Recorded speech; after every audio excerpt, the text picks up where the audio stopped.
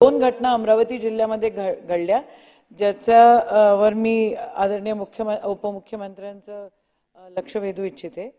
Chandur railway म्हणून एक police station आहे, त्या ठिकाणी मेश्राम नावाच्या मुलाला खूप मारहाण झाली, त्याचा मृत्यू झाला।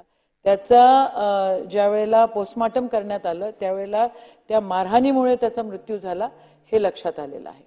असंच एक घटना झाली गाडगेनगर पोलीस स्टेशन मध्ये, अमरावती कमिशनरेटच्या अंडरमध्ये एक नेपाली बाई होती, त्या नेपाली बाईला खूप मारलं, तिच्यावर डाऊट होता तिने चोरी केली म्हणून।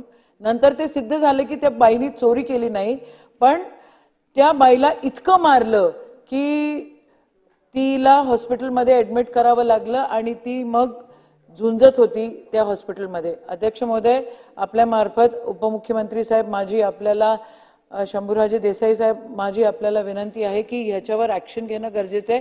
तातूर ऍक्शन वुमेन्स कमिशननी नोट घेतली याची, आणि म्हणून त्या नेपाळी बाईला मारणाऱ्यावर तातूर ऍक्शन झाली। आणि चांदूर रेल्वेचा जो पीआय आहे त्याच्यावर अजून काहीच ऍक्शन झालेल्या नाहीत। या अशा घटना महाराष्ट्रामध्ये वाढतायत आणि या त्यांच्यावर थोडासा निर्बंध आला पाहिजे। मारहाण पोलिसांनी दादागिरी करावी, पण कशासाठी करावी हाही विषय आहे। पोरं जर मरत असतील आणि तिथे जर येणारे ते त्यांच्यावर जर अशा प्रकारे वार होत असतील तर याच्यावर सरकारने गांभीर्यानं या ठिकाणी घेण्याची गरज आहे। प्राजक्तनपुरे